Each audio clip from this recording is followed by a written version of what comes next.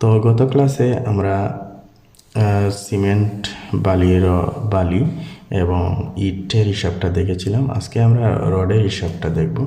তো রড আমরা যেহেতু এখানে আমরা ভলিউম পেয়েছিলাম 792.3, তাইলে 792.3 এখানে দুইটা ভলিউম, ড্রাই ভলিউম পেয়েছিলাম। তো ড্রাই ভলিউম শুধুমাত্র সিমেন্ট, বালি এবং ইটের জন্য।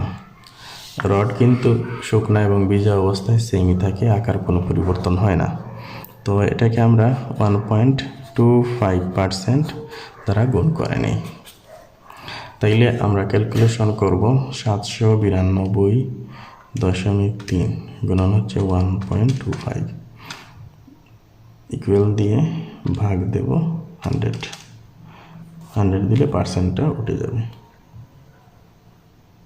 তাইলে পেয়ে গেলাম 9.90, আমি 9.91 ধরে নিই, 9.91। এটা হচ্ছে এত সিএফটি। তো সিএফটিকে যখন আমরা 222 দ্বারা গুণ করব তখন এটা কেজিতে চলে যাবে।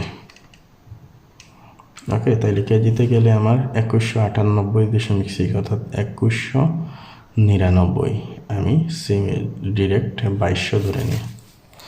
2200 কেজি আমার রড লাগবে।